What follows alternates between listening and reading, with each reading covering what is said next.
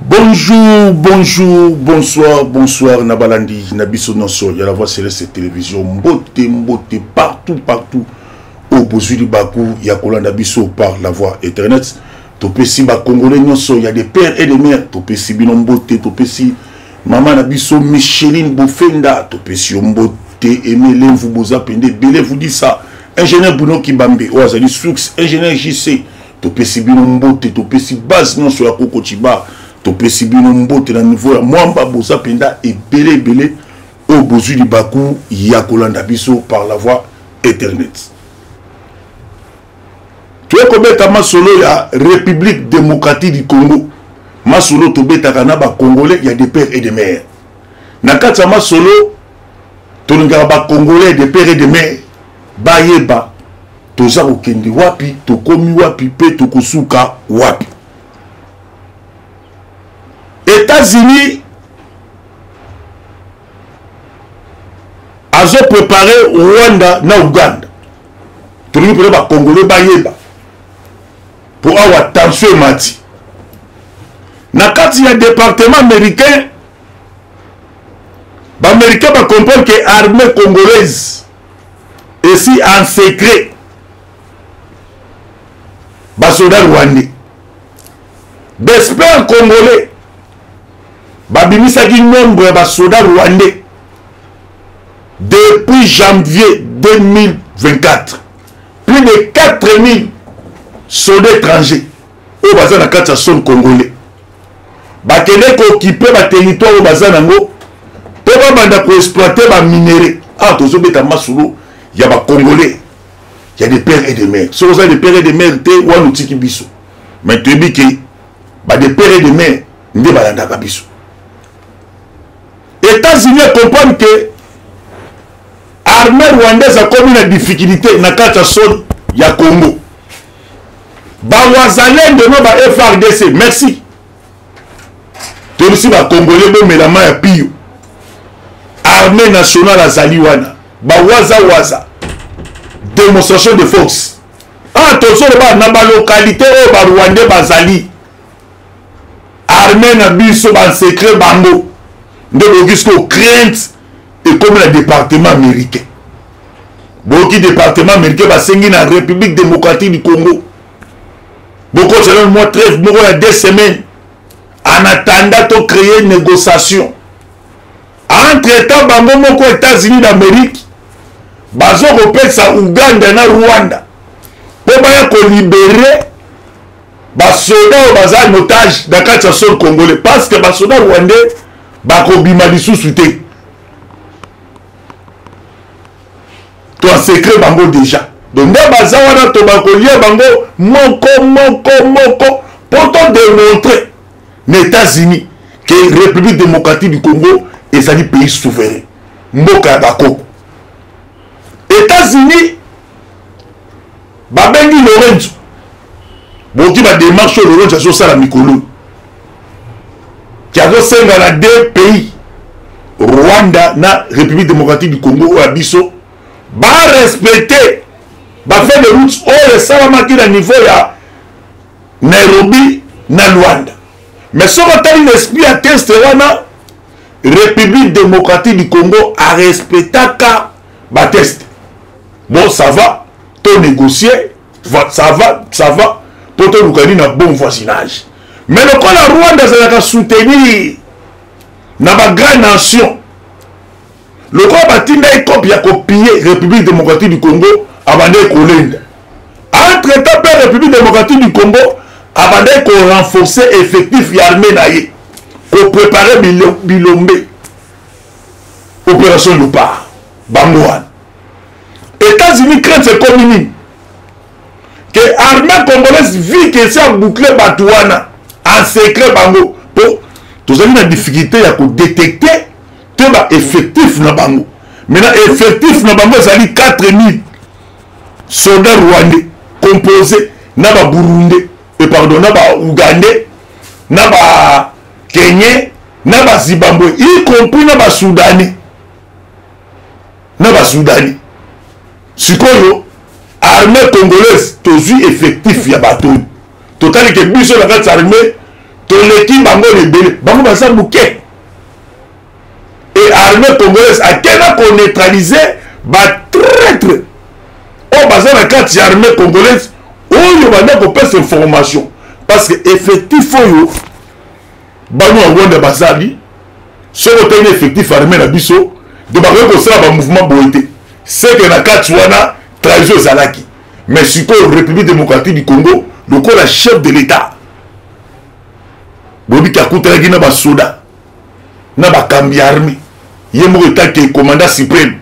afandisaki bango apesi borientation armée congolaise détermination na kati ya détermination nde boyoki États-Unis kobanga esali ye amoni ke armée congolaise akoneutraliser bato oyo akorécupérer balokalité nyonso maintenant na osala nini il faut na créer mécanisme mpo na distraire bacongolais yo mpe congolais oza na bulke te tokende dialogue eza te parce que na kati ya dialogue oyo bazoluka bacréer fait de route mosusu ya sika oyo kopesa armée rwandaise force babanda koexploite baminere na biso na balokalité oyo bazali maintenant république démocratique du congo via politique na vitesse amoni ke tokoki jamais kondima proposition de préférence il faut d'abord to neutraliser baforce négative oyo baza na kati ya mabele na biso nde omoni crainte bandi na états-unis andi kotinda bamisere sikoyo bamisere oyo bazoya ole bakita na kati ya congo bazokita na niveau ya angola badesigne lorenzo comme médiateur entre temps na kati ya mouvement ya sadek oyo toyebaki biso na bino kende sadek ayawa après avoir kotilisa koplante bamatériel na ye maintenant sadek asoki kotala mosala mais sadek yango akotala mosala te contenu sadek la plupart ba pays mosusu bazali bamembre ya OTAN soki tozobunda bitumba oyo parce que OTAN alingi biso te OTAN azosoutenir Rwanda na Uganda OTAN alingi biso te soki biso contenu toza na baalie na biso oyo mpe bazokoappuye armée congolaise soki biso bitumba ya mikolo na kati ya bitumba ya mikolo États-Unis a proposé na république démocratique du Congo tchana on a assez bino pe kuna bo tchana assez mais république démocratique du Congo a refusé yango parce que na kati ya esprit ya balettre bafait de route tokendaki yango moni président de république akendaki na niveau Élysée bakutanaka na Emmanuel Macron Tshisekedi azalaki clair devant Macron ayebisaki ye France etake yo oza gendarme d'Afrique mais makambo ezoleka na kati ya l'est ya république démocratique du Congo nakolinga te ke yo oyebisangaki oyebi yango te parce que yo oza gendarme d'Afrique nde bokaki Macron arépondaki mpe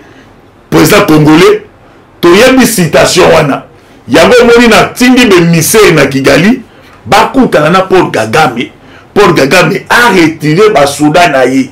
mais yo mpe de la part na yo otika kosoutenir belema oyo baza na kati ya mboka na oyo baza no identifié automatiquement Macron azokoakize bawazalendo parceque Tshisekedi etake ye moko wazalendo ya liboso ya bino bazali bakongolais baza na kati ya armée bakongolais donc na kati ya mobeko likonzi na biso lobi soki mboka ezali menacé bajeune bilenge bakomi na age ya maturité bamagere bakoka kointégrer armée mpo badéfendre mabele ya bakoko na bango baza te nde bozoloba wana oke mpe Macron siko akomprendre ke Tshisekedi mpe apiége ye maintenant Macron mpe atali ke non soki Paul Kagame babimisi bato rapide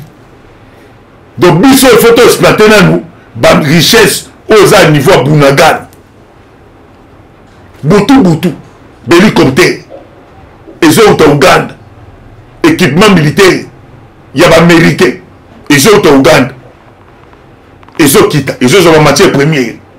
nde armée abi et surtout en secret bateau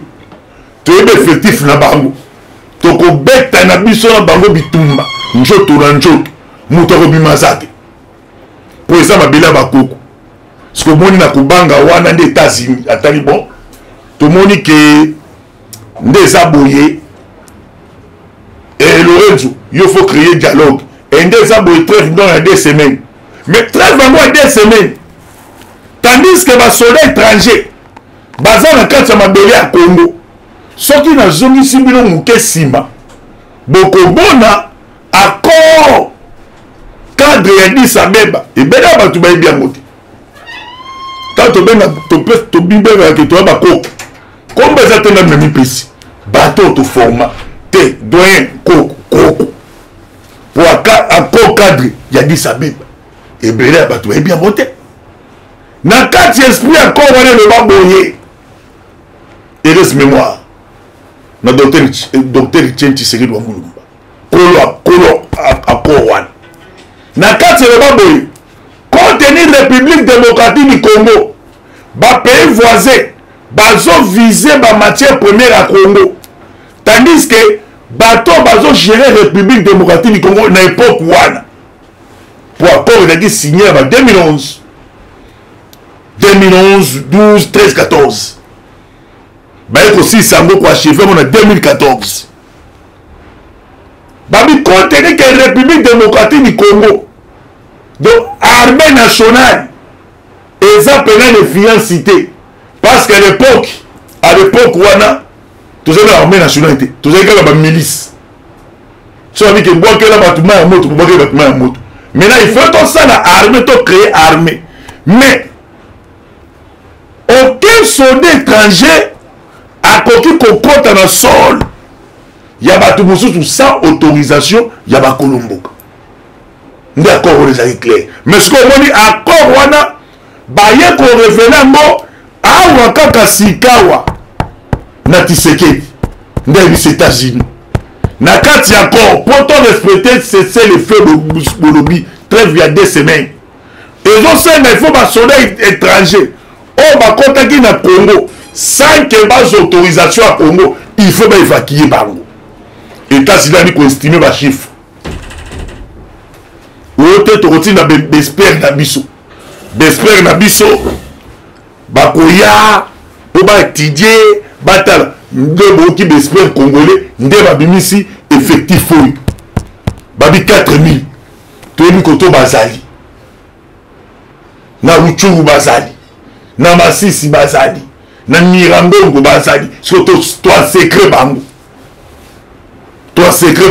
ndemoni États-Unis bino il faut bon négocier ce qu'on a quand cette négociation bon forme ba kende na biso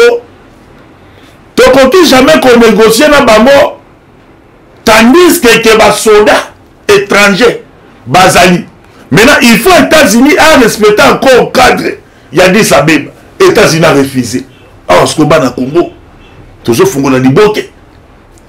États-Unis a refusé. États-Unis ont proposé qu'à Abisso. Binonde Boza wana bon respecter kaka ni na cessé les faits nan. Mais tu respecter ni.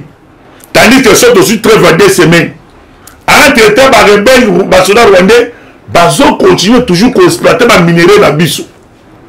Bon on affronter Salamia. Opération de part. Ba neutraliser plus de 35 soldats, il y a RDF. Namassis. De Bazon Matavère la colline à 3 km. Mais ma coûte est une ambition de FRDC. FRDC a neutralisé. Donc, c'est effectif comme vous quitte. Et Besper Malobi, toujours un Besper congolais. Parce que le rapport est Besper étranger. Tout le monde est soutenu. Besper, Besper, mon Britannique, Ayaki. Ndeboki na crainte wana Bolandi ambassadeur britannique habitozo suspendre ba donnon sur place à Rwanda distraction parce que département Burundi va révéler le Burundi Rubini le col a tosigné ba corps militaire na République démocratique du Congo le col a biso to kangi ba frontière na biso to za ba voisin à Rwanda mais comportement Rwanda na Uganda bazo travailler na ennemi bazo linga kimia te na kati ya grande région nazo senga pe na République démocratique du Congo a rejeté tous les sortes de tentatives de négociation PDR a kanga ba frontière inaye ce qu'on a kanga ba frontière ndeyoki be misel bandi koya bandi ko tel c'est au Congo so ka yi frontière na Rwanda ba commerçant congolais ba kendaka à partir ya Goma ba kota ka Rwanda na ba bis ozomona teke ko sala boye et le pesa moins crise tandis que na ba traite musu ba commerçant ba congolais na to ba ti maboko mwana mwasi ba obenge bourreau patron donc nzo banda kopiraka na ba M23 de yene mo grosso moi même identifier ezate pour mi tout kana enyo se kota tsadi et kota de bibi wa et muto tout dans ezate mais c'est que grâce à vigilance il y a un service babino peut agresser bino ko kota de bima ba te le ko tala bona ba ko remorque oh la la la la la makambo donc il y a zo équipement bekibe zo tala Rwanda bilo ko ke madesu et koti Goma ba ke na ba bimiso na ba frontière papa et quelques rejoindre de Koto M23 zali ba pesa ba teni ba pesa ba ni ya ngoni makambo ya Congo République démocratique du Congo a agressé complicité à la communauté internationale mais na kati ya République démocratique du Congo aza pe na ba traître belé ba traître congolais parce que si on tali forme makambo de kindile la mukolo ba congolais ba kozu to kozwa conscience ya ko défendre patrie obi kendo ngane na za boye na zali docteur donc de ba tchenga place il faut na sala pona bola mwamboka ngane na za ministre ya sport nde ba tchenga il faut na sala pona bola mwamboka nde to ko évoluer mais soki bazo tchabino parce que République démocratique du Congo tozo bunda guerre agression ça fait maintenant 30 ans plus de 10 millions de morts 7000 déplacés na kati ya mabele ya bakoko na bango donc Congo a comme réfugié na kati ya mabele ya bakoko na ye momoni congolais azondima appuyer l'étranger neti mwesi bakolo inanga congolais mais azondima kosala message pour l'avantage ya Rwanda mais moi je ba congolais ba tourner na ba betele maboko nanga donc croyez que celui qui s'était d'Azate la communauté internationale a rebabo ça va le roi Toyinaki Tshisekedi a tiki pouvoir nanga comme président de Barcelone Rwanda bobima jamais ba bimate de préférence bisonyo soto cham makanisi et si kamoko ndel kambozango complicité il y a communauté internationale système de balkanisation likambo eza likambo ya Tshisekedi yemokote likambo eza likambo ya gouvernement te ote mama Judith nda eza wana te eza likambo yemokote eza concours ya ba congolais nyonso parce que la communauté internationale lokola nano a résilia charte wana te ya création ya AFDEL nde likambo eza yango poso mpe ba congolais mususu ezopesa biso pasi neti bato bakendaka na ba Saint City wana botala ba conséquences bakenda kosigna ba contrat mususu bidon bakoro moko bidon elo kwa boutique de l'autre côté mais système yango il y a infiltration bandi wa na bakoro bato basignaka te eza ndenge boto créer accord moko boye wap na Saint City bate kuna parler na bango à l'époque de Louis Michel a fait ce moment pour signer au moni bolenga ko bazo ya mbango au moni banani et na ba pyjama to signer wana bizi mankara na James Kabari ba fonda otala bango signer ici da signer ka alito aussi ici ba yana ko proposer bango biloko mususu il faut to créer système de brassage mixage ndeli kambuzango mixage brassage te kondima basoda étranger bon intégrer bango na kati armée nationale mais tant bon intégrer ki bango est-ce que bokanisa ke basoda étranger wana bakotravaille pour na bolamu ya Congo bakotravaille toujours pour na bolamu ya pays na bango nde bomonaki information tout ya République démocratique du Congo moins d'erreur ebimi mais siko awa eza esu ndenge wana te nde omoni crainte wana ya communauté internationale pe République démocratique du Congo na condition apesi d'abord fo boyeba oyo eza chere bolingaka mingi koko ye pe tolingaka bato babengaka koko bengi koko émission kitoko meta moke be pour ndenge nini toyebisaka bino akoko kasi bon moi eloko mpe yango wana tosoma espace mais bino tozolinga te eza guerre agression na kati ya guerre agression ata oyo oza libanda napesi mama Pasteur mbote depuis États-Unis mama Mungala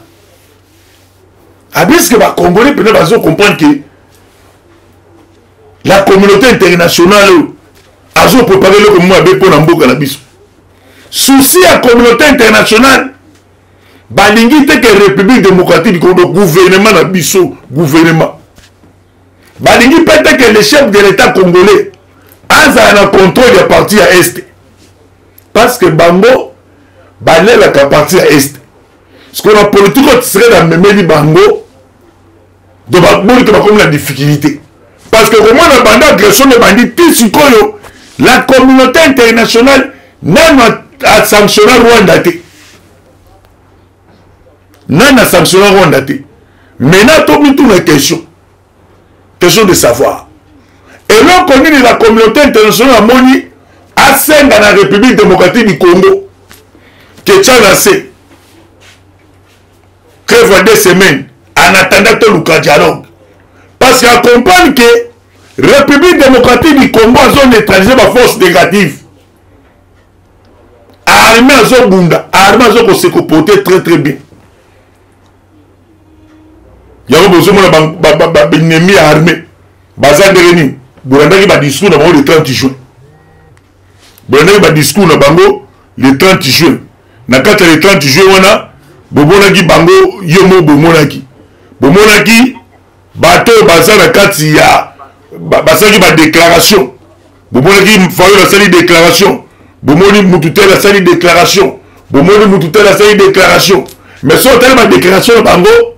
bazo ko appuyer armée nationalité quand bayonga kwai yo penda ndani nango bomoni na mukweki ya comme ko regretter absence à Monusco déjà la sakeno armée na biso falaki pas mais tandis que armée congolaise azawana maintenant bato ba secret ba rebelle wana pour ton secret ba au niveau kanyabayonga ton secret ba au niveau Itour ton secret bango et to batisi ba biloko ya matini kolo to détecter koto nguna zo côté là États-Unis habito négocier ateto négocier mais comment bini avant donc que na schéma négociation to respecter fait de route l'ICASA y a accord global accord cadre y a Addis Abeba parce que na cadre accord cadre Addis Abeba ils ont dit 11 présidents signataires il y a Korwana il y a Sassou Nguesso bien papa na biso ali bongo heureuse mémoire bongo a mukolo bongo papa ayebi doyen na biso Afrique centrale oyo abongo tika pouvoir na niveau Cameroun ayebi ba président bazaki 11 y compris na Paul Kagame na ba Museveni ba signer l'accord wana tant ba signer ba te ko tripoter yango à partir ya légèreté oyo salaki na gouvernement ya kala o non to respectant mais biso des abeboye barake biso nde to libéraka bino nde boni loko Paul Kagame azolo bani donc il faut avant de résigner contrat ou accord la création de AFDEL, il faut la communauté internationale à garantir bango que République démocratique du Congo a continué na bango l'espace likamde yango maman na likambo parce que na kati espace ndenge basololaki babisali bango bino Rwanda bokobana ko gagner 45% na ba matière première ya République démocratique du Congo po bana ko construire Rwanda mais to ko créer bino ba partenaires internationaux o ba ko ya ko financer bino ko pesa ba matière ndo ba ki na Rwanda ba sali ba ki ma RFI Rwanda est le premier pays producteur ya cuivre ya or mais so tali Rwanda or ezate cuivre ezate kaka ngombe si ma peka na balape likamde yango chaque wana yafde parce que République démocratique du Congo abisoki na kena précipitation ya bateau et au sala mabe de préférence armée congolaise bois secret bateau yoko na même le niveau Bunagan mais biso to en secret mutaro bimba kuna vivant zate yo zo Rwanda zo na biso na ba Willy Ngoma yeba ke matali bino bananga nyonso bomoni wa etali bino ndeko kipe koto na Kinshasa panique bandi na ba classe politique omoni mutu muso abini todo senga la gouvernement il faut faire la dialogue tout ça la gouvernement et l'union nationale pour l'intérêt ni pour la bitini bit et partenaire par yebi que na carte sa négociation États-Unis ont utilisé comme ba congolais oh baza la même tendance na bango baza ya ebele so autant mouvement oh John Numba Zosal autant mouvement oh ancien président Zosal na niveau à Kenya wa autant di ba bloc wa Zosal olandi ba déclaration ya Ferdinand Kambere autant di ba jugo ba jeune ba PPD ba musa ba réunion réunion ça m'a bêté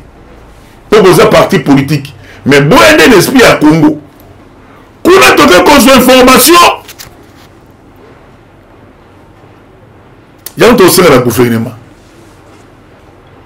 au moins les blocs au Moussoussou peuple a souffrir quand le peuple a souffrir et ça ma décision seront rapide car vous décanter citation tout ça un problème il y a guerre et agression tout ça un problème il y a guerre économique parce que l'armée congolaise dans un bunda gouvernement botcha ba moyen faut renforcer ba moyen pour l'armée basoda faut bazala na bonne condition bazala morale des appelés au zénith pour ça bitumba mais quand on boni ba opérateur économique l'économie à Congo simba mine maboko d'expatriés maintenant les expatriés là bazo travailler na ba représenter ba M23 oh bazo la carte capitale là bazo la Congo ebele Moussa et bango zani ya ko traumatiser esprit du peuple congolais aucun na ville au moni india zo mettre dollar selo neti mboko ngo atata na ende ebona le bon pesanga TV combien yobi ke londa na osomo lota dollar za na combien 200 000 yebe ya betchamo na 31.5 pour yebi que son belo contrôler au benga général so bilo konyo so la population na zo mona ke oui lo bino ba eza ba mesure mususu na mona ki ba économie se bo fonda ki bo solo la ki est-ce que beaucoup de mécanisme était bilo pe beaucoup ko critiquer nouveau ministre Constant Mutamba bon on était Constant Mutamba l'électricité na kata mboko ba ko ate fo ko cette discipline na mibeko ngabo na ko ma conseiller na Donc quand on a tellement il faut tenir la position. Il faut qu'on prenne sa discipline. Parce que oh, c'est un gouvernement dernière chance. Et ça gouvernement oh, il va nous battre espoir. Bon. Liboso va nous dire que et tout ça là qui tout ça assusté. Est-ce que ministre et habitat bon si on constate Moutambaye on est comme qu'on violé bah bloc la biso. Mais constate Moutambaye c'est la vision. Est-ce que yo ministre et habitat pourquoi on peut se communiquer avec officialité qu'on bandanera Moutambaye fout à sous ndako na dollar azate et ça donc nous avons sur le fonds congolais il faut un dollar. C'est ça que conseil nous avons mis à Kangabilo. Tout ça dans la guerre et agression. Dans la guerre et agression, l'adversaire a travaillé dans la couche. Quand on a Bunda, quand on a Kouni, d'expatrier le peuple congolais en otage social. Mais quand le gouvernement continue, ni le conseil des ministres, oui, priorité, toujours Bunda, Mamba guerre. Mais priorité, peut être comme ça, Mikel. N'a pas la République démocratique du Congo. Plus de 100, 43, 84, 40, 69, 461. 84, 40, 69, 461. Nzamba Lola, Apambola, République démocratique du Congo, affaire à suivre. Ciao.